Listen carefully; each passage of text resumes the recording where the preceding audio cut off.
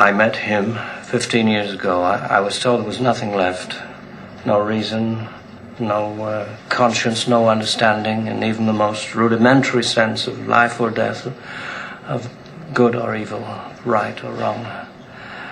I met this 6-year-old child with this blank, pale, emotionless face and the blackest eyes, the devil's eyes. I spent 8 years trying to reach him, and then another 7 trying to keep him locked up, because I realized that what was living behind that boy's eyes was purely and simply evil.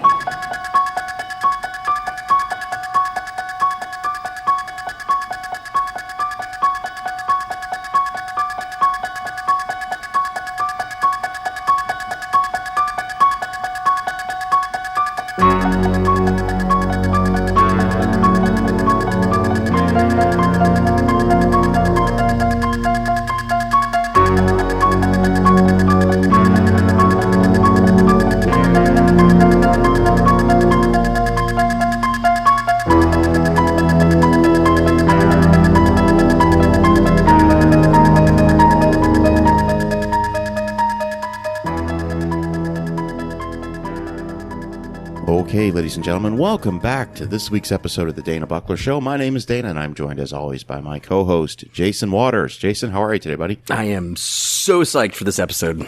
This is going to be a good one. Yes. We've been kind of kicking back a little bit. You know, we took most of August off. We went to that with a couple episodes ago. We've been getting a great response for our previous episode on the best and worst sequels. Very Not cool. as much hate mail as I expected. I didn't see any yet. I'm but- shocked. So in this episode, we're going to have kind of a broad conversation about the entire Halloween franchise. Yes. The good, the bad, the terrible, the really terrible. The masks, the shadows, the goriness, all of it. The Love it. cruelness of some of these movies, Yes. which we'll get to. Before we do this, before we get into our discussion, we're just going to kind of go through all the films. I'll ask you this question, and then I'm going to answer it myself. And where does the Halloween franchise stack up for you when looking at what we call the epic horror movie franchises? The Elm Streets, the Friday the 13th, the Hellraisers, the Texas Chainsaw Massacre, the Psychos, Ghoulies. So for me, this is, or in my opinion, this is the godfather of them. Because until Halloween comes out, followed by Halloween 2, you don't get this long series of continuing horror adventures. When Halloween comes out and it's a low budget, low rent movie that makes $70 million that none of the major Hollywood studios wanted to take on, suddenly everyone went, whoa, we can make a movie for $500,000 and net 50, 60 million all day long. And it's interesting because you can't even begin to put a list together of the amount of knockoffs, ripoffs, or in some cases, when you look at Friday the 13th, which was basically just taking that formula and running with it. Absolutely. For me, you say it's The Godfather. I'm not gonna go that far. I would say for consistency, I would give that nod to the Friday the 13th franchise. Okay. I think parts 1 through 7 are very consistent in the formula that they use. So if you're a fan of that type of formula, I think. Now the problem with that is, I get those movies mixed up. Okay. How do you not? Like there are. I mean, the kills in the second Friday the 13th. That actually maybe happened in the fourth because I get them all mixed up. Right. But that being said, now for me, I've always been an Elm Street guy more than anything. That's always been. But the reality is, there's only 3 Elm Street movies. Well, 4 Elm Street movies that I really like. That's 1, 2, 3, and Wes Craven's New Nightmare. Yes. And it's the reboots that are necessary later on to bring that attention back to Correct. the overall story. Correct. But if someone said, hey, we're going to do an all-day Halloween marathon. I'll be there for the first hour. Yeah. Can I come in for the first 4 hours? Right. Check out for the next 9 hours, then come back? Pretty much. And we'll get into it. So I don't think we need to spend a whole lot of time talking about the original Halloween. I mean, I've done episodes on it in the past. It's a classic. It really is a classic. But it's interesting in the sense of it being a classic because there's a couple things that I noticed rewatching it yesterday. And this will go into when we talk about Halloween 2, is it's not a gory movie by any stretch of the imagination. And that's intentional. And it is, and I think that, coming from the producer, that was one of the things that he required too, is I don't want blood and gore and guts and people being scared out of this movie. This was a scary movie more than a gory movie, which that's kind of the two big tenets of a horror flick. Right. And they chose the one that builds suspense rather than the one that just turns your stomach. Yeah. And and also, I mean, when you look at like the Elm Street movies, they get incredibly gory as they go along. And I'm like, that's my thing. That's not my thing. I get super turned off on it. There's something to be said about Carpenter's direction in the first movie. Yes. It is a very tight 90 minutes. And something that a catchphrase that you like to use is there's not a wasted moment in that movie. Correct. And so I really do like that movie. I mean, it's nothing really more to say about the original Halloween, except if you've never seen it, stop. Yes. Okay. I'm questioning your whole existence, but stop and watch the movie. Well, the only other thing I'll say about that, and it really comes from John Carpenter's direction, is in Friday the 13th and in any Freddy Krueger movie, the villain has this aura to them of just brutality. And, listening to some of the documentaries on John Carpenter's direction on the shadow, the figure Michael Myers, what's his motivation? What's his intention? What is he supposed to do in this scene? And what he says is he's supposed to move from right here to all the way over there. That's it. That's it. Between the music, the cinematography, and the feel of it, you get the impression of evil. The acting is it's minimal because it doesn't need to be anything more. And let's just transport ourselves back to 1978. 44 years ago? Yeah, I mean, so there's two really good things that came out of 78, okay? I know it was. Yeah, Halloween came out, and then I was born on a cool April morning, 1978. So there's two great things that came out of 1978. But let's transport ourselves back to 1978 just for a moment, okay? Where is horror at this point? Horror movies at this point, okay? You have 68, you have Night of the Living Dead, seminal movie, okay? 72 or 73 is The Exorcist, okay? I mean, maybe you could throw the Texas Chainsaw Massacre into that one. But let's be honest, like for the bulk of the 70s, you've got it's bookended by four movies, if you will. Chainsaw Massacre, The Exorcist, 72, 73. And then in 78, two seminal horror movies come out. Halloween and Dawn of the Dead. Yeah. Okay, but the 70s is not known for horror, in my opinion. Not at all. No, it's the 80s where it comes into its own. That's why there's countless documentaries about 80s horror. I mean, I've had producer and director David Weiner on the show who's done those In Search of Darkness documentaries. Yeah. But they all cover the 80s because that is the true renaissance of horror. But again, go back to 78. You're not a seasoned horror movie watcher in 78 if you're a teenager. Right. You're just not. There's no home video. There's 3 channels. You're getting, the movies about giant tarantulas in the desert, so you're not ready for this in 78 when this movie comes out. And if you think about it, you talk about his motivation. It's never explained. No. All right. And think about this. And major spoilers for Halloween, guys. If you haven't seen the original Halloween, just listen. Yeah. Stop and listen. Stop, watch it, come back.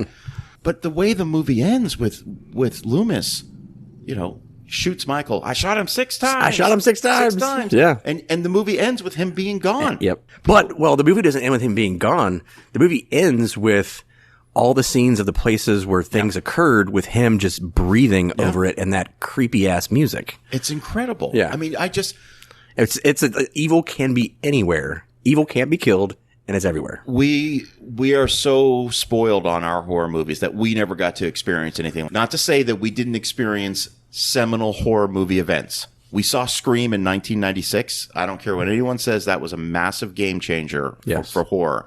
We saw Get Out in 2017. Also a game changer for the horror movie genre. Yep. So we've got to experience it, but I just have to believe that seeing that Halloween in 78 must have just been such a visceral experience. I would have loved that. It would have been incredible. So, the movie comes out, like you said, makes $70-80 million against a, $300,000, $400,000, $500,000 budget.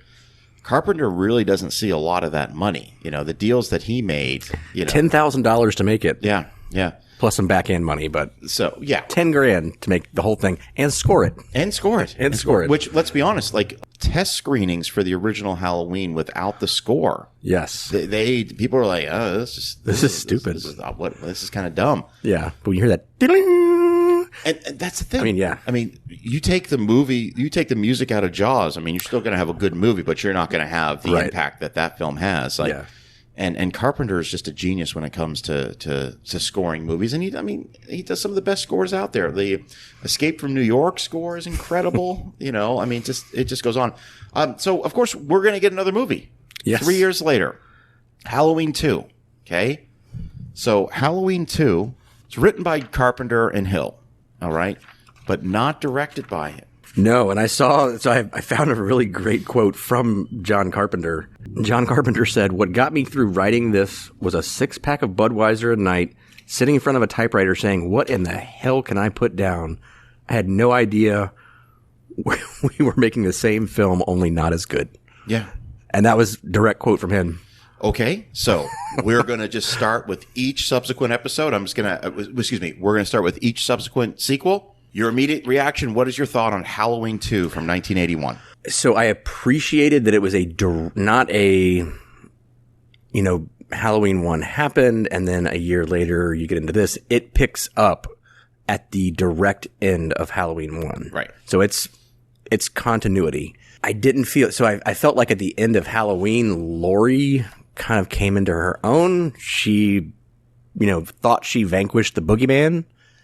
And she became sort of a lesser character in 2. The movie really becomes Shrinking Violet. It becomes Dr. Loomis's story. Yes, the second one. She is basically Halloween Kills. She spends the majority of the time in the hospital, and this is just basically the same thing.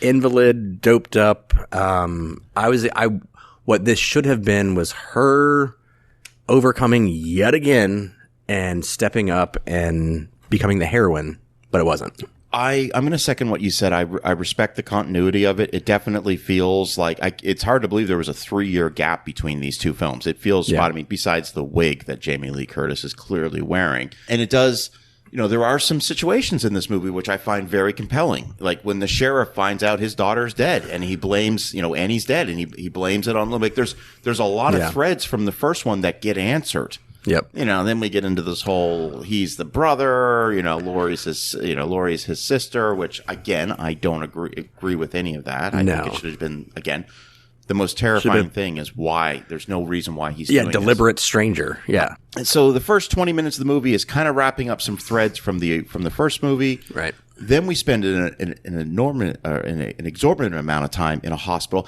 All right, I have to just go sidebar for a second about this hospital. Okay. Where is everyone? Okay, so listeners know I did spend a little time in the hospital in August. There was an abundance of staff. There was an abundance of lighting. This hospital looks like it has multiple stories. Yep. With maybe 3 people working there, a caretaker and a nurse. I'm assuming it's the same one from Halloween Kills. It's in Haddonfield, so. But that one was well lit. It looked like. It was a very large, multi-story hospital. This hospital stresses me out. I'm like, yeah. How could anyone go to this hospital like that? Okay, so there's 7 people working in a 300,000 square foot hospital. I get it. It's a slow night. Halloween. It's a slow night. It's not like we have a whole bunch of bodies and people injured. When I was watching this yesterday, I'm just like, where is everyone? This can't work. Okay. Right. All right. So, but overall, I'll say it. Like, I don't hate this movie at all, but the gore factor is certainly ratcheted up in this one. Yes. So I've got body counts by film. Let's do this. All right. I'm sorry. Body count for the first movie. Body count for the first movie is shocking. Okay. You want to take a guess? Okay. A guess. I do want to take a guess. Okay. Let's see. We're going to go 1, 2, 3. 5. Okay. So Michael's sister first. Oh, and the opening scene. Yeah. Okay. The mechanic, and then PJ Souls. Nancy Loomis. Yeah. And then the guy. Yes. And the guy with the Bob. Poor Bob. Bob. Okay. All right. So 5 in there. Okay. So 5. Okay. Respectable body count. All Yes. right. Now we're not making light of this, everybody, but we're talking a horror movie. So And I will say, so I got my body count from a website called Dead Meat. Oh, I know that. I know. Okay. Yep. Because there are certain ones where it's like, well, they reference that he killed these other people, so we're including that. So anybody listening who goes, no, I've seen more than that. Halloween 2? All right. Okay. So I'm going to try to take a guess. Halloween 2. Because this becomes the first of like random characters who we don't even know who they are. You don't care. Just old security lady in guard the shows kitchen, up and cooking a ham, and there's a knife. I'm just like, okay. But this happens. This is going to happen in the David Gordon Green movies. Yes. Quite a bit, much to my delight. So I'm just going to take a guess. All right. So okay, 1, 2. All right, poor guy gets hit by the cop car. That's poor. God, what's Ben Tramer. Ben Tramer, Poor Ben Tramer. who comes back at the end because 2 never happened. Because 2 never happened. That's Yeah, absolutely anyways, right. Okay, sorry. so body count. I'm going to go 1, 2, 3, 4, 5, 6, 7, 10. 10. Okay, 10. I don't have names. That's but okay. All right, 10. All right, 10. so that's bringing up the body count. Yes. So Halloween 2 is made for $2.5 million. Okay, Universal's throwing down. That's a lot of That's a lot of money for a horror movie in 1981. Yes. According to my numbers, made $25 million. Yep. Which is respectable. Yep. Okay. Seeing as how the first one was made for $325,000. Correct. Yep. Yeah. Now, Carpenter and Deborah Hill, they're going to produce this movie. They're going to write it. They're letting Rick Rosenthal direct it. It's successful. The studio wants another movie. Dino De Laurentiis, Mustafa Akkad, the people that own the property, they want another one. Carpenter's like, I'm done with the Michael Myers thing. Can't do this anymore. Yeah. I have a wonderful idea let's go ahead and let's make the Halloween series an annual anthology series. Kind of like the Twilight Zone. Or every Tales year. from the Crypt. Tales from the Crypt. Yes. Every year you're going to get a new movie with an original story. It's loosely, it's based around Halloween. Right. On paper, sounds like a fantastic idea. Yep. Okay. So in 1982, a year later. 1 year later. 1 year later. Okay. We get Halloween 3, The Season of the Witch. Now, this one is written and directed by Tommy Lee Wallace, who worked in some capacity on the first 2 films. Okay. Side note, he's going to go on to direct the ABC Stephen King miniseries It in 1990. Really? Oh, yeah. That's fascinating. I love that. So the problem was they didn't really market this movie very well. All right. And this is, again, I want to stress to everybody, no social media, no internet. Right. Basically, I think the trailer for Halloween 3, one of the trailers even had the theme, the Halloween theme in it. Like, people thought they were going to see the continuing adventures of Michael Myers. And then you go and you get that awful jingle. Yeah. That's the only time we're going to do this, guys. That's it. The movie is critically panned. Yes. Okay. It's critically panned. Ultimately makes about $14 million at the box office because it had a big opening weekend. But then word of mouth was like, this isn't a Halloween movie. Michael Myers isn't there. None of the characters are there. Although the only one that makes it in from the first 2 movies is Nancy Loomis. Yeah, she plays not her character, but Tom Atkins' ex-wife. Yeah. Ex-wife. So, Jason, I don't even know if we've had this conversation before. What do you think about Halloween 3 Season of the Witch? If you were to have asked me last week, I would have said it's one of the dumbest movies I've ever seen. I rewatched it again yesterday.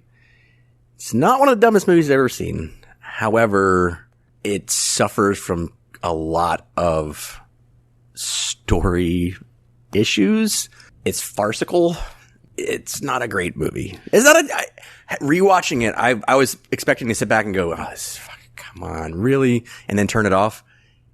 It held my attention longer than I thought it would. It's not terrible. It's not terrible. by any stretch of the imagination. I've gone back and rewatched it a few times. I kind of love this movie. Really? I mean, love it in the sense of I respect what it is now more than ever. Like my opinion has changed on it. the worst thing they did to this movie was call it a Halloween movie. Yes, if this was a Standalone Season of the Witch, it might have its own series by this point. Right. But it's not a great movie. I kind of love it because Tom Atkins is just terrific in this movie. He is. How this man has a medical license, I'm not sure. I mean, he is sexually harassing the staff. And he is a smooth operator. Okay, he is like, look, they're going on a road trip. He immediately gets a 6-pack of beer. He's literally getting road beers. Okay. He spends all his day at a tavern, just drink. I mean, how is this guy a doctor? Yeah. And okay, putting all that aside, if you said, Dana, I'm going to give you 10,000, tell me the plot of Halloween 3, this is the best I can do. There is a company called Silver Shamrock. Yep. Who has put this massive marketing campaign out to sell their masks. Their masks. Which is what? It's a skeleton, it's a jack-o'-lantern, it's a witch. It's a witch, yep. Okay. And they have this ridiculously awful jingle, which we're not going to do. And they're selling a ton of these masks. And they've got all these microchips in the back of them. Yeah, absolutely. And then at some point, people are starting to die, mysterious deaths. Tom Atkins partners up with a lady whose father has, well, mysteriously, putting it lightly, I'll say having his complete brains jaw ripped off, destroyed. And they go on a quest to a small California town to look at the Silver Shamrock headquarters. And then we find out it's some type of crazy Celtic, what's the thing in England? Oh, Stonehenge. Stonehenge. They pull out Stonehenge. Went ahead and got it. We secured the rights to it. Yeah. I kind of like the movie a lot. Yeah. I don't hate it. I will say I do not hate it anymore. I don't like it. If it were ever to come on TV, I'd probably watch it just to see if I could understand it a little bit better. I will say Halloween 2, so we've got all the Rotten Tomato scores for all the movies. Okay. Halloween 2 was, want to take a guess?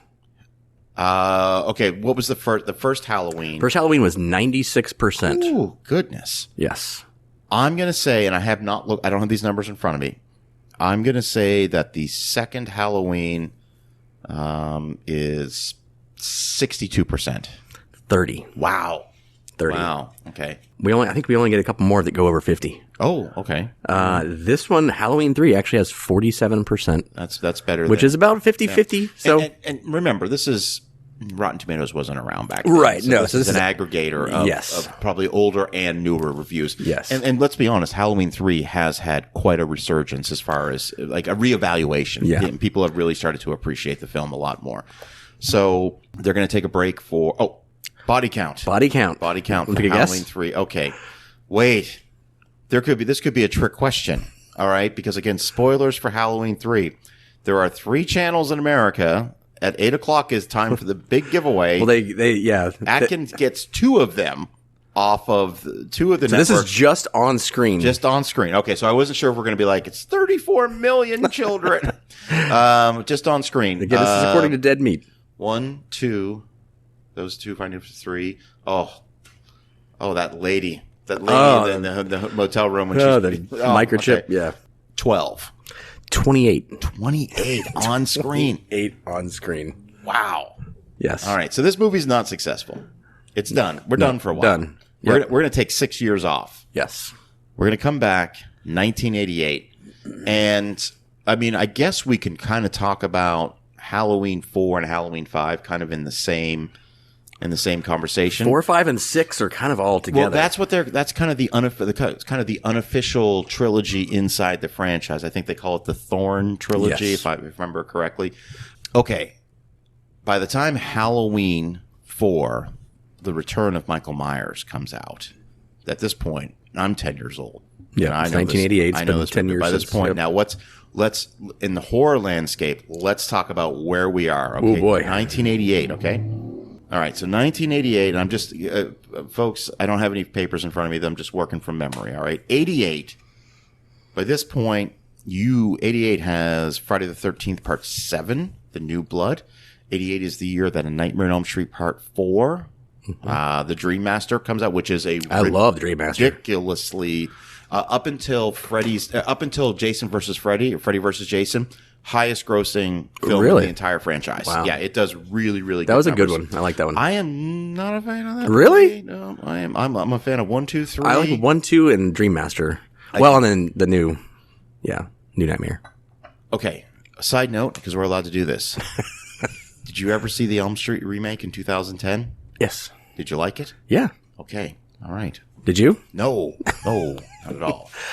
So here's what I like. I typically like the remakes. Okay. There's very few that come along and I just go, that's utter horseshit. I liked the Friday the 13th one that came out in 2009.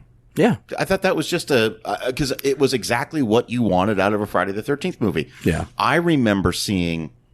Okay, just quick side note. I moved to the United States in 1993. My friend Ian and I, in the 6 weeks leading up to me moving, we went to the video store every day and rented every Friday the 13th movie. And each night we'd watch another one. And that was kind of like our little thing before I left. Yeah. So we got all the way up to Jason Takes Manhattan, or as it should be called, Jason Tours Vancouver. But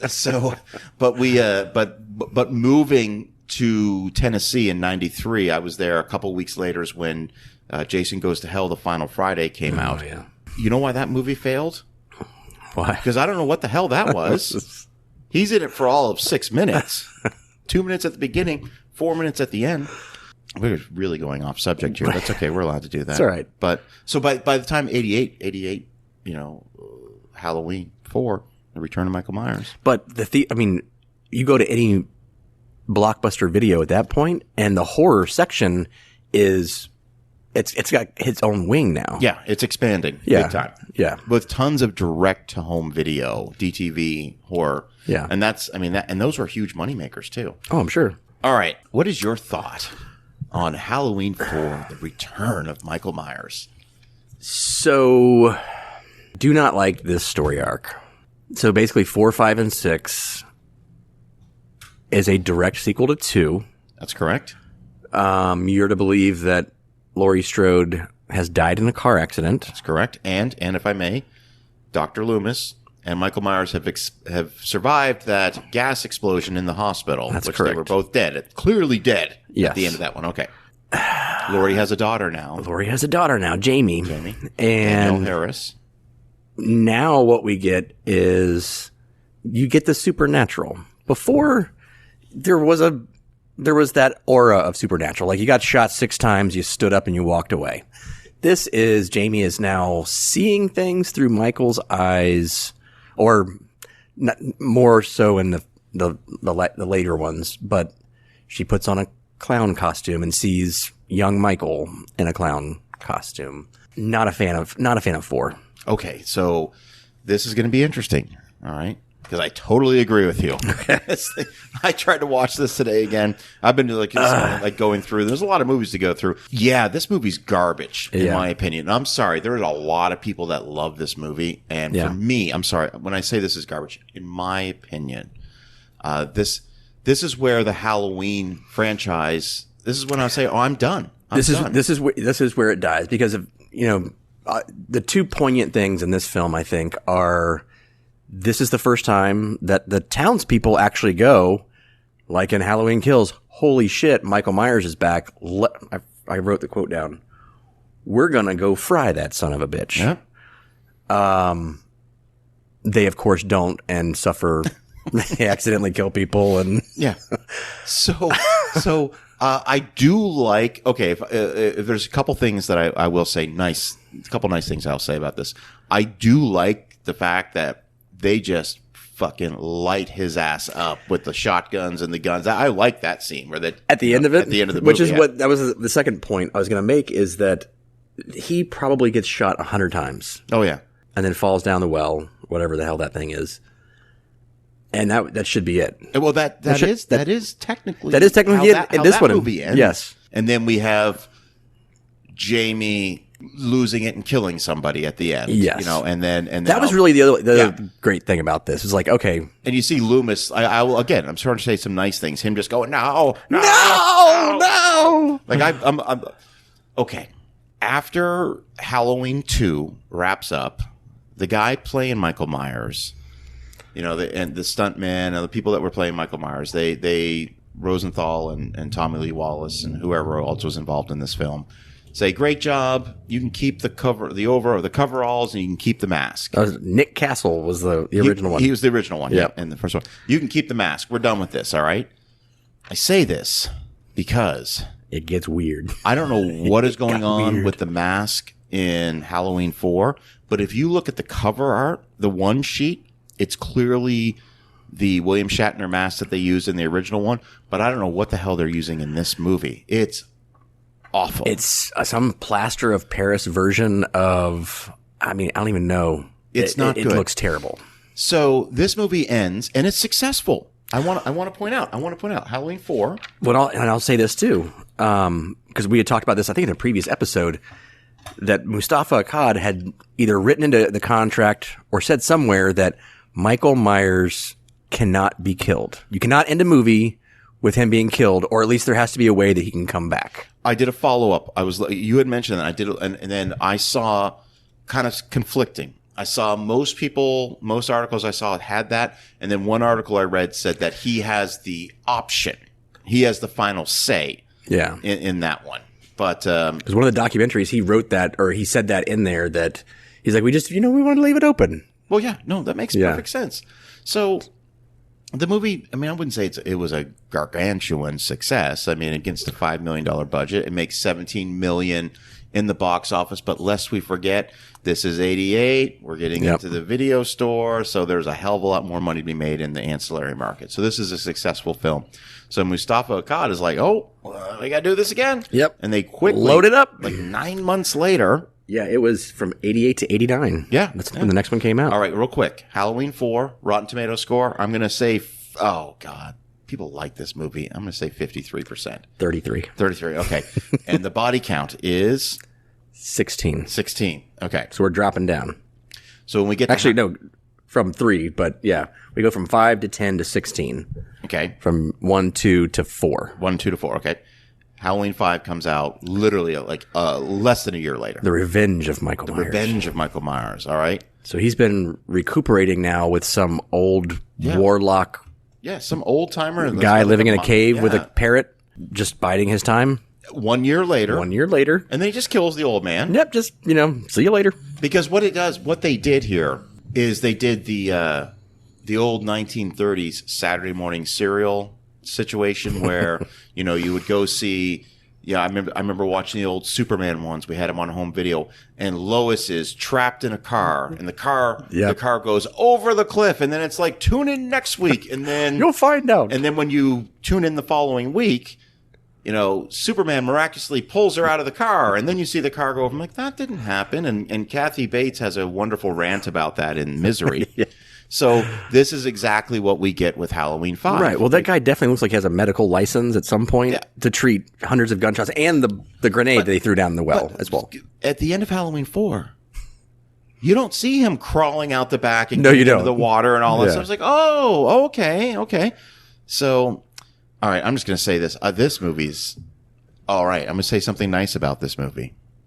I would watch this movie every day of the week before I would watch part 6. I would 100% agree with that. And I don't like this movie at all. Nope.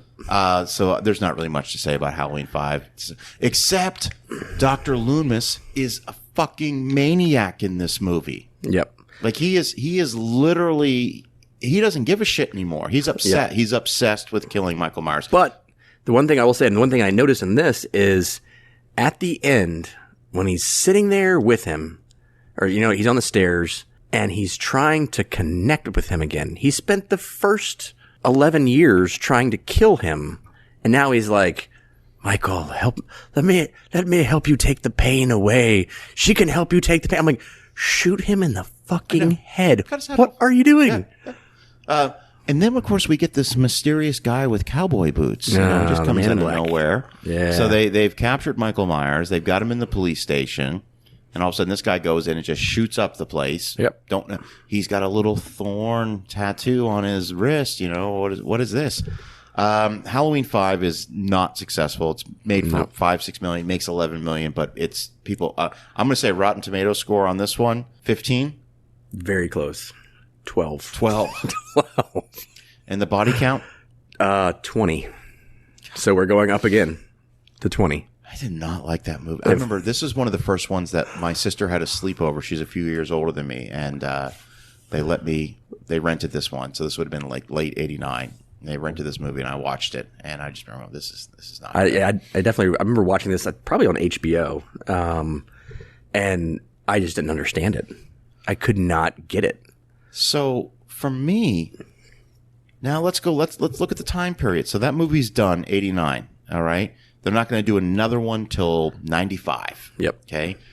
At that point, remember, this is so crucial for people to remember. Horror is dying a slow death theatrically between 89 and 95. Yep. Okay. There is, by 89, you've got Friday the 13th, Jason Takes Manhattan. People hate it. You got 1989, you have Nightmare on Elm Street Part 5, The Dream Child, which I find to be frankly unwatchable. And there are some people out there, and I respect everyone's opinion, there are some people out there that fucking love that movie. Well, see, that's the crazy thing about horror is critics are always going to go to the negative. Yeah. Like, you may as well start the scale at like 70 because that's where most critics go, which I understand. It's not very few of those horror films are going to win Academy Awards, like we've talked about before, but it's extremely subjective based on what you like. Yeah, no, this is true. This is true. But I'll tell you right now that the horror movies, there's still a ton of them. Full Moon Entertainment, there's still tons of horror movies coming out direct to video. Yeah. 100%. But studios aren't really taking a chance on big budget horror movies or even medium tier budget horror movies in the 90s, in the early 90s. That's going to change in 96 when Scream comes out. But, you know, another perfect example of a movie that was a failure would have been 1995's. This movie has multiple titles. It was originally Halloween 666, The Origin of Michael Myers. And then it was changed to The Curse of Michael Myers. And I'm going to tell you right now, I know there's different versions of this movie floating around. I've only ever seen the theatrical cut or whatever version was released on home video. Yep. I still can't tell you what the hell this movie's about. It jumps around so much. It brings in the characters from 4 and 5, then kills them off, adds new characters that you're supposed to care about. Like, Tommy Doyle's back now, but it's Paul Rudd. That's right. And not an ironic performance either. Like a very serious Paul Rudd. Yeah, like Paul Rudd like ends up with a baby and he's like running out of a hospital holding a baby like a fucking hobgoblin. I mean, just this is it's unwatchable. I'm going to tell you this. I saw a ton of movies in the theater in the 90s. I did not even want to see this movie. Like, I remember seeing I think this was attached back in the for our younger listeners back there, when you would rent movies on VHS, because this is VHS times, okay? When you would rent movies on VHS, oftentimes, and there was no chapter menus, there was no, you put the tape in the VCR, you hit fast forward, you press play, and you're just along for the ride. So I say this because I believe that when we rented Pulp Fiction on VHS, this was because Halloween 6 is a Miramax movie. It's Dimension Films, but it's a Miramax film. Yeah.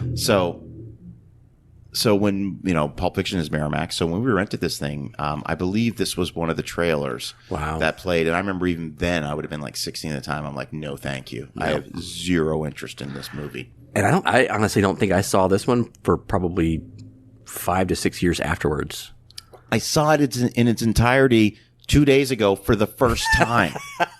For the first time. I have only ever watched this movie in segments. Yeah. Like, oh, this is on whatever, Showtime, HBO, whatever. I catch like 20 minutes. I'm like, I can't do this. This is so bad. I would say the only thing significant about this, other than a couple of flashbacks, is this is the end of Dr. Loomis. Yes. This is literally and figuratively speaking. He passes away right after Donald Pleasance does. Before the movie's even released, like he passes away. He knew when it was time to go. Yeah. So before I ask you for the body count that I could genuinely give a shit about. I just want to take a look here. So according to, now take this with a grain of salt because this is Wikipedia, but according to Wikipedia, this movie was made on a $5 million budget, made $15 million worldwide. Okay. I think that's very generous. It is very I don't generous. think it made that much money. And it did nothing to, resurrect No, Halloween it franchise. it pretty much put a nail in the coffin for All right. that story arc. All right. I'm going to go Rotten Tomato score. Oof. Is it higher than 5? It is higher than 5. Shut the fuck up. It can't be higher than 5. All right. 25%. 9. No. It's barely higher than 5. Okay. 9. And the Body count? body count of 17. Again, and this wraps up the trilogy of It movies. ends that story arc, and I've heard some when we get into Halloween H2O, which is one of the worst titles ever. I haven't seen this I haven't seen a disjointed trilogy like this bad since the last Star Wars movies came out. Like there's no trilogy here. This is just a series of movies that you guys are going to try to tell us. It's like someone just went, oh shit, how can I fuck this up even worse? Yeah, absolutely. Yeah. So Scream comes out in 1996. Yes. Changes the game. Yes. Scream makes a ton of money. I remember seeing that in the theater. God, I just remember there's some movies where you just don't want them to end. You're having such a great time. What Scream does is it makes fun of the stupid shit that goes on in these movies like this. Literally references this movie. Yes. I mean, the original Halloween. They're watching it. They're having a house party and they're watching the original Halloween. Although I will tell you, I gotta find this quote because it was from Rob Zombie about Halloween and the fact that everyone's trying to attribute, sex and drugs and, misbehavior is what gets them killed. And he says, to me, these kids are just engaging in normal teenage behavior. They get killed because they're not paying attention. Yeah. per John Carpenter, but all of the other subsequent films out there do the exact same thing. The Friday the 13th. Oh yeah. No, I agree. Nightmare on Elm Street. I agree. So what is Scream? What do we get after Scream? We get I Know What You Did Last Summer. We get Urban Legend. We get all these, the cool hip 90s teenagers. Obviously a Scream 2 comes out. It's the Dawson's Creek. Yeah, absolutely. Yeah. All right. So 98 rolls around. At this point, I'm 20 years old. Mm-hmm. I remember seeing the preview for this movie. Halloween, H2O. Halloween, 20 years later. Jamie Lee Curtis is coming back. This is the first time. It may not be the first time that it's happened, but it's the first time that it's the idea of retconning a whole franchise. Yes. This is how it was introduced to me. So I will say, from my understanding, this is a direct sequel to 2. Correct. However, I was listening to another podcast that said that in the original script, it was a direct sequel to 6. Oh, because in one of the early scripts, one of her students is talking about how Jamie is killed by Michael Myers, and she runs off to the bathroom and throws up. Loses it because that's her daughter. Yes. Right. Okay. However, in the final cut, this is a direct sequel to Halloween 2. Great. So this let's enter. There's been up until this point. There's been 2 timelines. All right. So just and again, I'm just doing this out of thin air. Okay.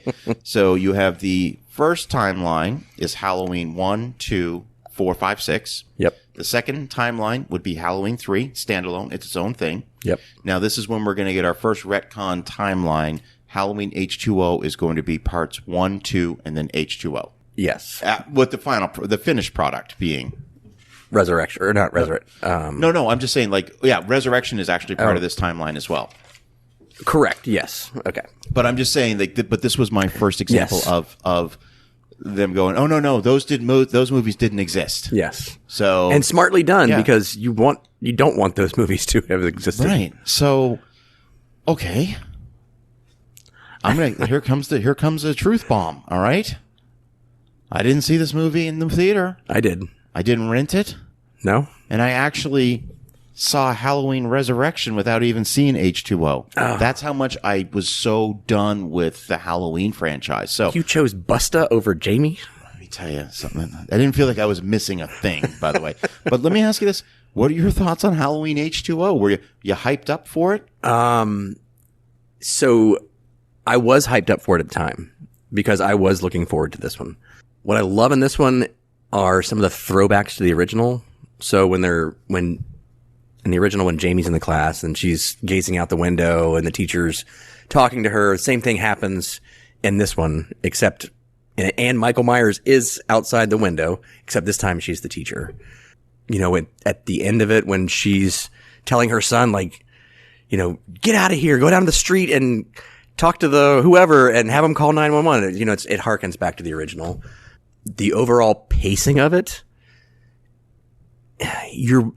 because you know what you want, you're like, get in there and fucking kill some people already. It almost mirrors the original. Yeah. Because no one gets killed for quite a while. You know, right in the beginning you do, and then it takes a little bit of time. I appreciated Laurie's psychosis almost. Okay. She comes across as very damaged. I think the acting of the teenage characters, I think LL Cool J being in it, they finally brought in a black character. Yeah. It only took 7 movies. 20 Yeah. years. 20 years and 7 movies. So I watched this morning. Okay. Okay. And I'd seen bits and pieces of it sporadically over the past 20 something years. And this is my understanding of how I'm interpreting the film and why I don't like this movie. You like the movie. If I were to give it my own Rotten Tomatoes score, I would give it a 60. I'd give it a 30. But I'll tell you why. Because I was like trying to figure out, why am I not even into this at all? Here's the conclusion that I came to. This is a bigger budget version of Halloween than what had been made with 4, 5, and 6. Yep. Okay. With 4, 5, and 6, your principal cast, most of them are just cannon fodder to be, dispatched by Michael Myers. Okay. But once we get into 1996, once we get into Scream, okay, what's one of the things that I love about Scream? Oh, the characters are really interesting. Yep. All right. And I want to get It to know builds all the of character them. development. Yeah. And with H2O, I'm interested in Laurie's story, but the rest of the cast, LL Cool J's good, okay, but the rest of the cast are boring as fuck. How does Michelle Williams not come through as a darling in this when one of the best actresses of our generation, and she just comes across flat? All right. 2 things about Josh Hartnett. All right. I think he's terrific in Black Hawk Down. Okay. This is his first movie, wasn't it? Because I only say it he because does The Faculty like the next year or the same year. I think he does The Faculty the it next lists year. him in the credits, on the opening credits, as introducing Josh Hartnett. Yeah, So it must absolutely. be. Somebody needed to introduce him to a barber at some point. Or a fucking, tie your tie. All right, listen, I'm just going to say this just- right now. God the almighty. 90s was known for a lot of things, but he's always going to be known for having bad hair. Yeah. He had it in The Faculty and he had it in H2O. I'm just going to say. He looks exactly like Jamie Lee Curtis, though. Why he works in Black Hawk Down is he's in the military. He's got a buzz cut. So I could not give a shit about any of the characters in this movie, and I was bored to tears. I literally had, I get the little skip ahead button, 15 seconds. I find myself doing this. I'm like, all right, I know where we're going. Well, and the thing too is, they tried to give her a love interest with Adam Arkin. Yeah. And just there wasn't a point to it because they didn't try to develop it at all.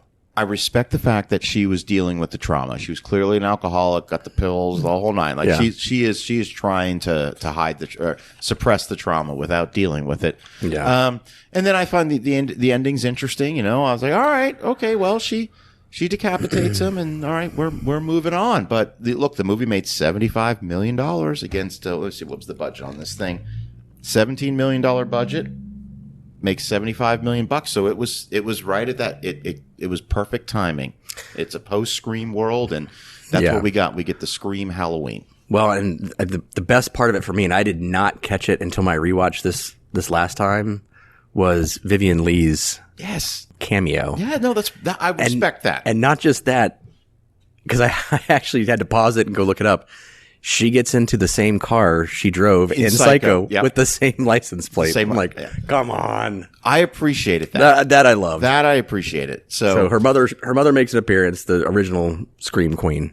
which is that was not lost on me. Like I like that. I can appreciate that. So All right. for the numbers, Yes, for the numbers. All right, so the Rotten numbers. Tomato. Okay, I'm going to say the Rotten Tomato on this one because I know the world we're living in. It's post Scream. I'm going to say Rotten Tomato on this one. All right, above 50%. yes, Okay, I'm going to say 67%. 52. 52. Half of the people hated this one. Okay, or did not all right. like this one. I'm going to put it this way. I didn't hate this movie watching it. Like I wasn't like, but I found it a kind of a slog to get It through. was, yeah. And I was like, You see that Dave Chappelle like wrap it up? yeah, I was kind of Wrap like, that's it up. literally like, I'm like hitting a little fast forward icon. I'm like, this is now. So we end this one with a body count of Go ahead. 7, which includes Michael Myers, yes, but not. but not. It includes him, but not. Includes him, but not. So this movie does well. Yeah. 75 million. So we're going to wait 4 more years before we do another Before one. they screw it up again. Okay, so here's an interesting thing because I said I didn't see H2O in the theaters. So the first Halloween movie I'm going to see in the theater, and I set the tone. It's 2002. Okay, Yep. I don't know what am I? 20. See, I would have been 19, 21. So 22. reality TV is rampant. Yeah. this point. Survivor's kicking off. Real World's into its 15th season. Yep. It's reality everything at this point. This is during the time period where I'm seeing pretty much everything that comes out, just blindly seeing everything. Yep. So I saw this in the theater having not seen H2O yet. So I'm going into I'm just going to go see whatever. I'm just going to go see a horror movie. Who cares? We get the first 10 minutes of this movie has Jamie Lee Curtis contractually obligated to make this appearance. Yes. And I remember thinking, what a disrespectful way to end her character. Very much so. I was very, very disappointed in that. So this is 4 years later, and 4 she's. years later. I think even in the timeline there. Yeah, explains her long hair. Yes. Yeah. And she is in a mental institution, not what outwardly because of the fact that she thought she was killing Michael Myers, but she actually killed an ambulance driver EMT or that something like that. Michael put into his costume Put the mask on him and everything. because he thought. There's your Saturday morning 1930 serial thing again. Yeah. So Michael's not dead. He wasn't convenient. decapitated. How convenient. And Laurie's just been biding her time and lures him to the roof and Kisses him. Gives him a kiss before she falls. kiss before dying. And it just the death of Laurie Strode, 24 years after the original. Very unceremonial. No, yeah. And I remember thinking like, all right. And then we get into this movie, which is, what are we doing? We're spending the night in the Myers house. It's going to be live streamed on the internet. With Busta Rhymes and Tyra Banks as the producer hosts.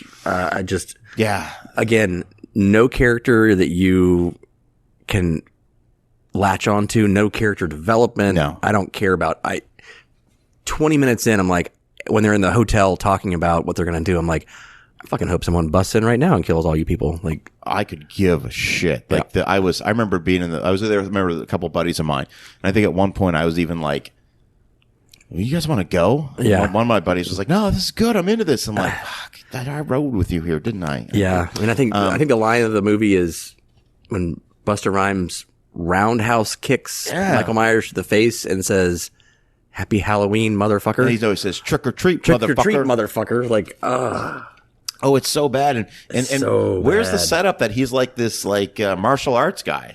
Just comes out of nowhere. yeah, So it's bad. this movie, again, $15 million budget, makes $37 million. Probably has a decent opening weekend because a lot of people liked H2O. Yeah. That's sad. Let's look at the numbers. I'm going to say Rotten Tomato on this one. I'm going to go generous and say 18%. You're close. 12. 12. Yeah. 12%. Okay. With a body count, I'm going to say 12. Also very close. 11. 11. Body count of 11. All right. So this movie is considered just a despicable end to this Halloween timeline. Yes. After this one, everyone goes, all right, We're done. we're done. We're done. This is 2002. but something's going to change over the next couple years. Yes. All right. And there's going to be a company called Platinum Dunes, which is going to come out, and they're going to start making remakes of the Texas Chainsaw Massacre, of The Hills Have Eyes, of The Hitcher, Amityville Horror. And they're successful. They're successful. I don't love them, but I love new takes on old classics. And the thing is, look, these movies probably didn't have huge budgets, but by the early 2000s, I mean, cinematography is getting better. I mean, they look good. Yeah. Like the movies look good. They do. Yep. So, well, that's going to bring us to Let's get dirty. That's going to bring us to 2007. Okay. Let me just pull my notes up on this one real quick here. That's going to bring us to August 31st, 2007. Before we get into the Rob Zombie written and directed Halloween movie, by this point he's done House of a Thousand Corpses and The Devil's Rejects, which I'm 50-50 on. I like The Devil's Rejects. I actually love The Devil's Rejects. I think it's a great, great movie. Could care less about House of a Thousand Corpses. Your thoughts on those two films? I would say I'm 50-50 on all Rob Zombie movies. Yeah. I appreciate and this is definitely not an insult. I appreciate the demented take he has on the characters, on the story. I appreciate looking at it from not a glass half full kind of perspective. Yeah. He goes to a darker place than most people, and it is rewarding at times, like in The Devil's Rejects. Other times it seems gratuitous. Yeah. Yeah. So I remember seeing the preview for enough time's gone by. All right. It's been 5 years since Halloween Resurrection. All right. So we're in a world of remakes. Yes. And I'm not hating the remakes. Like I said, I said this. I saw the Amityville Horror remake with Ryan Reynolds. That was pretty good. I liked the Hitcher remake with Sean Bean. I thought that was a good movie. Mm-hmm. And I was like, okay, Rob Zombie's going to do a Halloween movie. All right, the trailers look interesting. The trailers look like it's going to be a remake. All right. Well, that's not the bill of goods that we were sold. And I knew within the first 5 minutes of this film that I had made a horrible mistake even going to the theater. So I will ask you, what are your thoughts on Rob Zombie's Halloween? Just looking at the first movie alone, let me focus on some positives. Okay. This one explores Michael Myers' psyche as a person becoming evil by his surroundings rather than some external force causing him to be evil. Correct. In the first Halloween, John Carpenter, which is called John Carpenter's Halloween, if you're ever looking for it on a streaming service, don't look for Halloween because you'll find this one and you'll cry. His sister in the original one is killed 4 or 5 minutes into the movie. That's correct, yeah. I think in this one it's nearly 30 minutes in. Yeah. So it explores the fact that his mom is a stripper. His stepdad is a quadriplegic piece of shit who likes staring at his stepdaughter. I don't even know if they're married. It delves into the psyche, and the first thing I thought was, whoa. In the first 30 minutes, I'm like, we're going to get a backstory on Michael finally. Not something that's been told to us, but actually get to see it. Yeah. So this is, it's really an origin story and a remake. Yes. At the same time. So, okay. That was me. That's my nice take so far. So okay. I'm trying to rewatch as many of these movies as I can in preparation for this conversation. So I end up renting this movie. Okay. So I paid money to watch this. What I didn't realize was that I had rented the director's cut. Ooh. Okay. Now, basically, if you're wondering what a director's cut, a Rob Zombie director's cut, it's basically everything the MPAA said you can't have in this movie, add it back to the movie. Yeah.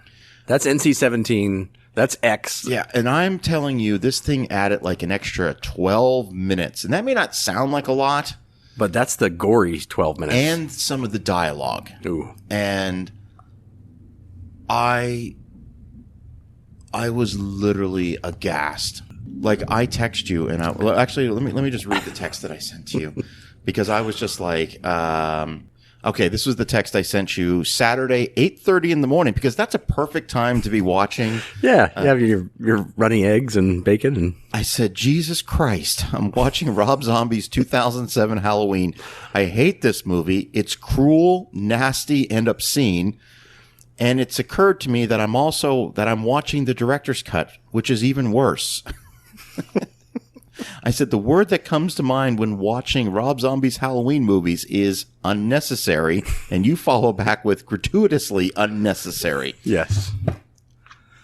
You're making it your own movie. I get it. Totally understand that. You're making it your take. And I guess, you know, if you look at the pedigree of what he's done leading up to this, no one should be surprised. No. But in the world of Halloween, this just didn't work for me at all. And I saw this in the theater when it came out in 2007 and made it almost to the end. Like, at one point I said, I just can't do this anymore. I will say this. I do like Malcolm McDowell. I think he's doing a good Dr. Loomis. He's making it his own character, and I do like that. He plays it very pretentious and very self-involved, and I think he did a great job coming through with that. This movie's way too long. Movie's way too long. And the other thing I do not like, and I did not like, is, and again, you're always comparing this back to the original. The original, Laurie is innocent. She's the one who doesn't want to ask anyone to the dance, has not had sex, is not babysitting and drinking and inviting guys over. She is the personification of innocence. And in this one, it's the opposite. She is a promiscuous teenager. That's right. And I had a hard time reconciling the evil that's coming after her with the behavior that she's I'm definitely not saying that the behavior that she represented invokes any kind of evil upon her, but with tried and true, tested, established rules for the horror movie. Yes. Especially one that was set, that the original set that rule in place. Yes. He's trying to subvert the expectations. But, and here's the other thing.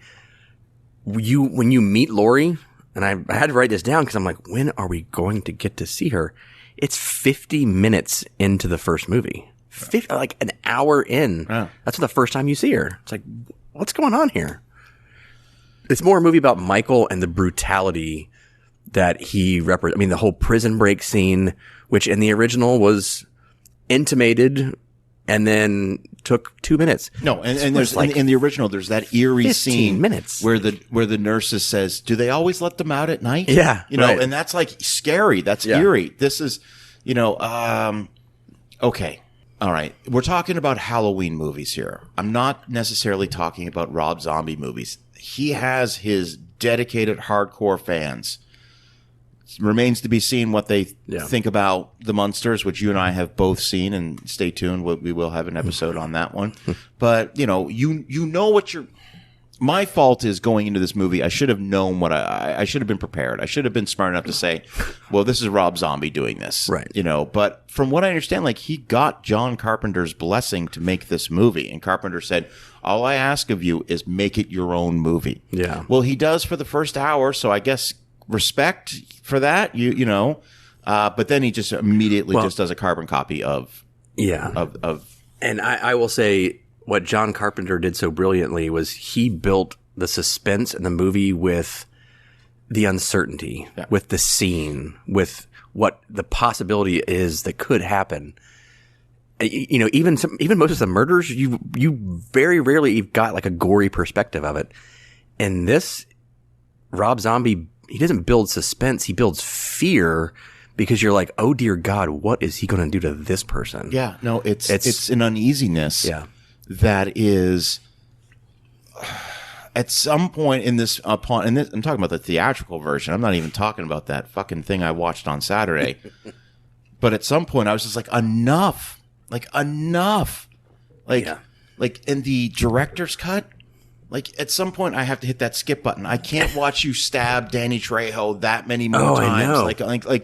And dear God, when we get to 2009's Rob Zombie's Halloween 2. But let's look at the numbers. Let's look at the numbers. Look at the All right. numbers. So All right. I'm at a loss for what I think the Rotten Tomatoes score would be. I'm going to go ahead and say 42. 42. The Rotten Tomatoes score on this is actually 28. Okay, I was being way too generous. Yeah. I mean, a lot of people praised it. There were a lot of really good reviews, but essentially 72% of the people who watched it thought it was not favorable. Body count? What would you think? Oh, So let me go through the other ones. Halloween, just going down through the motions, 5, 10, 16, 20, 17, 7, 11, and... This one right here, this one has, okay, so the little boy gets the sister. 9? 22. 22. 20. God, and I just saw this 2 days ago. 22. All right, so this movie, made on a $15 million budget, makes $80 million. It makes more money than H2O. Yep. All right, so by this point, all right, this is Mustafa Akkad. Unfortunately, him and his daughter were killed in a bombing, and I don't remember which country they were in, but they weren't the targets. There was a bombing at a hotel, Right. And so the rights of this movie went down to his son, Malik. Malik Akkad. So obviously, $15 million budget, $80 million at the box office, probably another $50 to $80 million on home video. Let's do it again. He's like telling Rob Zombie, we need to do another one of these, and Rob Zombie is saying, no. I don't want to do another one of these films. It was so mentally and physically taxing. Which is what John Carpenter said too. I don't want to do this. I can't do this again. And Akkad is like, look, if you do this, when I say 100% creative control, I won't interfere at all. Rob Zombie still doesn't want to do it. Eventually he says, well, they're going to make this with or without me. So I don't want them to ruin what I've started. So he agrees to do this movie. And 2 years later, we get Halloween 2. But again, at the end of Halloween, what do I call it? Halloween 2007? Yeah. It ends with Laurie shooting Michael in the face. Yeah.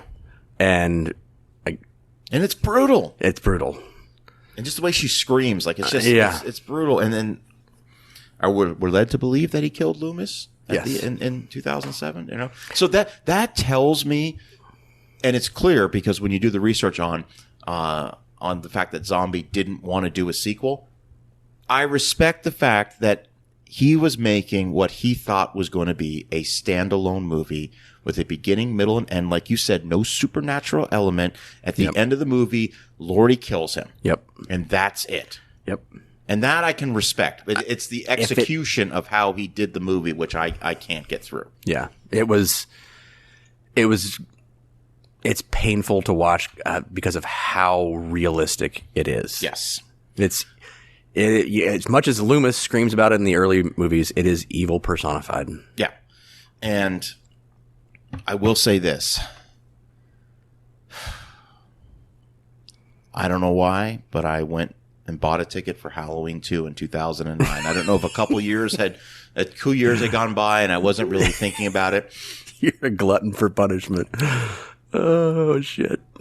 I didn't see this until I don't even know, 2-3 years ago. Okay. Well, I didn't make it through I didn't make it through the movie. I can tell you right now. About 30 minutes into the movie, there's the scene where the two guys driving the coroner truck and they hit the cow. And that was the point where I just said, I can't do this. It's so realistic. This is the one where they're talking about having sex with corpses. Yes. Okay. And then just to set the scene for everyone. Just set the scene, and then trying to catch up on this movie because I know we're going to have this conversation. I again rent the movie, and again it's the fucking director's cut.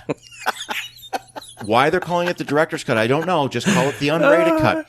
And I get to that scene, and the dialogue is far I worse. think you do this to Okay. yourself. And the aftermath of when that van hits the cow, the aftermath of the one guy, how injured he is, it hangs on him for a good 3 or 4 minutes before Michael Myers comes out. And I couldn't even finish my coffee watching that yesterday morning. And this is in the interest of full disclosure. Oh, sorry. I stopped watching it again. So I have never finished this movie before. Okay. Well, there's no reason to. What I've heard, and I mean, I did a little YouTube, review, Wikipedia, yeah. like I just, there's a ton of YouTube channels like where you just, here's what happened in this movie, and I see that he didn't go. You think he's going to go the route of the original Halloween 2, where Laurie's in the hospital and stuff. That ends up being a dream sequence. Yeah. And I guess my hat is off to the idea that he just made it a completely original story. I can give him credit for that, possibly give him credit for that, because I wasn't fucking finishing this thing. I was done. So much so, and we'll get to this, so much so that 9 years later, when another Halloween movie is coming out, I'm like, fuck this. I'm not even, I'm out. I'm done. This turned you off of it. Completely turned me off of Rob Zombie movies. Pretty much. I have not seen 31. I have not seen Salem. Which is it? The Salem Witches, or Witches of Salem, or whatever it is. I don't follow him. He's my Darren Aronofsky. I haven't seen. Yeah, I haven't seen 3 from Hell, the sequel to Devil's Reject. I'm done.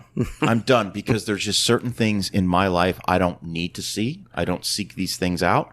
And the shit I saw in the unrated version of Halloween 2 was enough to me say I'm done. I could see that. So there's not much more you can say about that. The only thing I wrote in my notes rewatching it the other day was, this is intentionally gory, unrelenting, full-on horror with moments of relief, but straight up pain. Yeah. That is, it's cruel. it is. Both of them are cruel. Yeah. Halloween 2 is exceptionally cruel in some parts. Very much so. And who, okay, I don't know how this is going to be received with what I'm about to say, but who the fuck enjoys shit like that? Like, if someone came up to me and said, man, I absolutely loved Halloween 2. I can't wait to watch it every day. We watch it every year for Halloween. I'm like, No, I honestly don't know who enjoys. I enjoy the story, that amount of gratuitous violence, though. bring it back 50% and I'm in, Yeah. and I'm watching the movie. The story was there. Yeah, absolutely. The gore factor just it took it too far. And this goes back to him saying, no one can deny Rob Zombie's got interesting characters in his movies. I'm not going to deny that. It's just you just go over the edge. Yeah. It's so gratuitous. Yeah, I mean, I grew up on Faces of Death. Yeah, and every absolutely. other single horror movie out there. This was a step above. It was. I'm just picturing him like when he's directing the scenes, like that scene in the hospital when I can't remember the actress's name, when she's like getting stabbed in the back, and it's just. He's like, I do it again. I just see him again, and I'm just like, it's so tough. All right, I'm gonna say this has a Rotten Tomatoes score of 6. You would wish. This actually has a little bit less than the first one at 23, No shit. and a lower body count at 19. Okay, all right. So, just for reference, this accounts for, if you don't include Halloween 3, this is 25% of all Michael Myers kills are in these two movies. Jesus. So a quarter of them. Okay, so this Halloween movie, same budget, $15 million, makes $39 million. So it takes in half. But you would account for marketing and production and release. And Absolutely, because by this point in 2009, it's losing money. Yeah. That's a box office disaster right there, because your marketing is usually twice what your budget is, or at least double, the same as your budget. Like if it's $300 million to make a movie, it's at least $300 million to market it. Yeah. So if this thing is And who's buying the merch on this one? no, you're right. You're right. And all right, and then we just all go about our lives, no big deal. We're the remake craze has settled down because at this point Like I mentioned, you got Friday the 13th remake comes out in 2009, same year, much better movie in my opinion. Yep. 2010, you get the Jackie Earl Haley, Samuel Bear directed Nightmare on Elm Street, which I was very excited to see in the theater, and I saw opening day and was underwhelmed. I'll say that term. I Underwhelmed. liked it. It's to me, he's a great actor. He is Tremendous. Yeah. He could smile and give a graduation speech, and I'd be scared shitless. Yeah. No. I'm not going to say it's a horrible movie. It's certainly better than anything Rob Zombie's ever done. Okay. It's certainly better than parts 4, 5, and 6. Right. It's certainly better than Resurrection. Hell, I would probably watch the Elm Street remake over H2O. Right. And it's visually interesting. So the remake craze has calmed down a little bit by this point. So we're just gonna coast through the 2010s. All good. Not some horror movies coming out. Then for the 40th anniversary, it's Boom, announced. shakalaka. It's announced, and this is an interesting pedigree. You've got Jamie Lee Curtis coming back. You've got David Gordon Green directing, based on a script written by him and Danny McBride, who's one of my favorite actors. And I'm like, well, this is interesting. This is interesting, but no, thank you. I'm done with Halloween. Really? Yeah. After your experience, yeah. I'm done. Yeah. I'm done. I just, I've reached the age where horror movies are no longer interesting. That's what I was telling myself 4 years ago. Or, 4 years. No, it's not for me. And then here at the restaurant across the street, the Marion Theater did Halloween, the original in 2018. Yeah. And, I'm going to be honest with you. I think it was a year after the movie came out that I finally sat down and watched it. Fucking loved it. Yeah. Well, and I'll as all the subsequent films that came out, to me, always it ruined the brand. Yeah. But every single October, my wife and I always watched Halloween 1 and 2. I mean, religiously. Yeah. So for 20 years, we watched that, and we didn't like the Rob Zombie versions. When this came out, same thing. I saw it in the theaters opening day. Thought it was fucking brilliant. Hated the fact. So again, this is retconned. Mm-hmm. I did not like the fact that they went from 1 to this and skipped over 2. Yeah. I would have appreciated if they put 2 in there, but And the thing for me this was... is our 4th timeline? Yeah, so this new timeline... Okay, so there's the Rob Zombie timeline. That's its own thing. Oh, that's 5th timeline then. Okay, Yeah. yep. And then this is timeline, whatever timeline this is 2018. I tried to do a flow chart Yeah. last night. I'm like, I can't fucking get this done. So this movie does retcon everything except the original. Yes. So even the events of Halloween 2 from 1981 where she's in the hospital, No, none of that has happened. never happened. This None is a of that's direct happened. sequel And I remember that to was it. the one interesting question I had in my mind is like, well, how did they capture Michael Myers in 2018? Because it opens up with fucking couple podcasters, I love the world. That's the world we're living in now. And that opening scene at the the mental hospital, I said, well, how did they get him? Now that's going to be answered in the next film. But I was on board. And you know what? Make no mistake about it. This is a very graphic and violent movie. Extremely. Yes. But it knows when the audience has had enough. It knows when to pump the brakes. Now, Halloween Kills probably pushes that line a little bit more than this one does. But I remember just being disappointed that I didn't see this in the theater. Yeah. But if you look what I had to deal with, look at the run of Halloween movies for the past 20 years leading up to this. Yeah, definitely. I think what I liked about this is it took what you had in H2O of Laurie being damaged, where she's, asking for wine at lunch, and she's like, I'd like my wine today. Like, go get it. And this one, she is a recluse. She had her daughter taken away from her because of her, whatever it was, gun training. She turned into Sarah Connor from Yes, Terminator 2. exactly. That's exactly what she did. Yeah. That literally. She was and figuratively. training her daughter to deal with having to deal with her brother. Yeah. Or her brother, essentially. No, or I don't- uncle. Is it even said in this new timeline that they're related? It is. Yeah. It is? Yeah. Because it's never said that. It's only said in 2. It's only said in 2. So yeah, that's the assumption because That's the assumption but it has actually said it? Yeah, because she always talks about her brother Okay. in this. Okay. I have to. Interestingly enough, 2018 and Halloween Kills are the two movies that I didn't, rewatch. Well, I've seen Halloween Kills 6 times in the past year, so I didn't feel like a rewatch was necessary. I just finished my rewatch of that last night. Okay. All right. So, Rotten Tomato score for this one. Are you ready? I'm taking a guess. Okay. It's above 50%. It is. All right. 73.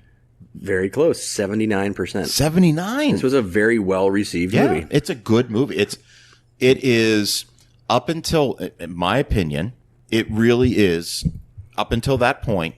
So from 78 to 2018, in my humble opinion, it is the best Halloween sequel. Yes. That's my opinion. It And is. I have it listed as my number 2 overall. So to me, sequel. it became you can forget all the stuff in the middle. And if you're going to do what you and your wife do, Yep. you can even drop Halloween 2 and you can watch 78 Halloween, 2018 Halloween. And talk about the box office for this one. Oh yeah. Oh, the box office So- was massive on this thing. Hold on. The best we had before this was actually the original in 78. Yeah. Making a little over 70 million. That's right. And then the box office for this one, this is insane. All right. So this has an estimated budget of $10 to $15 million. And according to what I'm seeing here, $255 million. $255 million. That's massive. That's more than, I think, let's see. That's more than Most of them probably combined. 2 through all the rest of them combined. Yeah. Yeah. And that's, body count. Body count on this one? I'm going to say 18. 17. 17. Very close. Okay. Yep. All right. And I thought this was a very smart movie. I thought Jamie Lee Curtis did an amazing job. I thought her granddaughter, I can't remember her name in that, but you got that hint, and I think we talked about it in one of our reviews of this. I got that hint that her staring at the knife several times. I'm like, oh man, we got a Jamie situation coming up here. And then we segue into Halloween Kills. Right. Which we have talked about quite a bit Yes. on this show. Yes. So I have and will continue to be a staunch defender of Halloween Kills. It's my favorite sequel to the Halloween movies. So if I'm not going to go through the entire ranking, but it would be Halloween, Halloween Kills, and then 2018 Halloween. Those are the 3 movies that I recognize in my Halloween franchise. Like it's Halloween time. I'm going to sit down and watch movies. I'm ignoring the rest. So, and let's just be honest. Like even after this conversation, like I love how it started. Clearly, I love how this thing has been, how it's been, but everything in the middle makes no difference to me one way or the other. Like The rest of them are they're fodder. Parts 2, 3, 4, 5, 6, H2O, Halloween Resurrection, both Rob Zombie films. If you told me, hey, you can never watch them again, I'll be like, all right, well, that's probably too soon. Promise? Yeah. So actually, I put it out on Twitter, Facebook, all that good stuff here. So the tweet I put was, we are recording an episode on the Halloween franchise besides the original. Which one is your favorite and why? I will read your answers on the episode. Okay, so I think the smart money will be on Halloween Kills. You put, don't say 3. To which everybody responded, 3. I got a tweet from Clark who said, from the original run, The Curse of Michael Myers, it's got laughs. It has that horror vibe, which makes Michael scary, and Paul Rudd is in it. The Rob Zombie Halloween is my favorite serious run of the movie. I like the twist of having everyone who dies deserve it. That's interesting. You touched on that a little bit. Yep. Eddie Colter put, for me, it's Halloween 3. I love Tom Atkins, and the movie has a folk horror vibe. I agree. I'm a fan of Hammer's Quatermass films, and this movie reminds me of those, which isn't surprising since the original screenplay was written by Nigel Neal, the creator of Quatermass. Okay. Movie Oblique said -4, even though the mask is a bit too white. Love the twist ending, Conrad. Let's see. You put a gif of the Joker saying, and here we go. And I accidentally said another one after. Charles Albright put, I'm with F this movie. The Rob Zombie movie sequels are pretty great. I think if you cut out 1/3 to 1/2 of 2, it would be pretty great. Maybe a long supercut of 1 and edit it 2. I'm assuming he's referring to the 2 Rob Zombie movies. Yeah. Let's see. This is from Dennis. It's almost Halloween. Says 3 is so spooky. And then Scarlet Perrer, who is clearly a bot with 0 followers, says, "How are you doing?" I'm doing good. Moving along to Instagram real quick here. So give me just a second here. And on Instagram, my friend over in Holland, Vincent, said, "Absolutely, the first one and Halloween Kills." Yes. The first one still gives me the chills, especially in the first half. The parts where Michael just stands there being a threat, very scary. The last one had such a good pacing. The killings were so brutal, and its masterful middle part of the last trilogy. But I haven't seen the last one yet. Can't wait. Mark Daniel said the direct sequel was a worthy continuation of the first movie. The last time that both Loomis and Laurie were in a Halloween movie played by the original actors besides the first 2. I like the last 2, H2, Halloween 2018 and Kills. What do you think of Halloween Kills? No, wait. Well, let me just set this question up. Okay. Because I've been saving this question. This is probably going to be, and by the way, thank you for those that sent those in there. Now, Jason, I've been waiting to ask you a really interesting question because you texted me yesterday and you said that you have watched Halloween Kills again. Yep. And your thoughts have changed on the movie. They right? have. Now, just let's remind the listeners over the past year, your thought, your overall take, my interpretation of your overall take of Halloween Kills is you were just not a fan of that movie. Not a fan. It was campy. The whole Tommy Evil Dies Tonight, bringing characters back just to kill them. I did not like the first time I saw it in the theater. I didn't like it. The second time I saw it in the theater, did not like it. Was kind of drugged back there. Saw it again yesterday, and I absolutely hate it. You set me up, you son of a bitch. You set me up. You set me up. You set me up. I just want to set the stage. Yesterday, I get a text from him. I rewatched Halloween Kills. My thoughts have changed, and I'm like, oh my god. Well, I don't even want to know. We're gonna wait until we record the episode. You tricked me. So I think hate it. I think it's more gory than Rob Zombie's version. So in all the other Halloweens, you get the murders. You get the stabbing in the face or the whatever, pinned against the wall. This one has a level of brutality to Michael that I didn't pay attention to before. So there's a scene where he breaks into that one couple's house to do nothing but steal a knife, which he did in Halloween 2 and he's done previously. Beats the guy nearly to death and then pulls a fluorescent light tube out of the socket and stabs this woman in the neck, then pulls her husband onto the table and not just like stabs him like, I'm going to keep killing you. Grabs different stops. He's testing out the knives. And grabs different knives. Yeah. He shoves a light or a flashlight inside a cop's head that he's severed.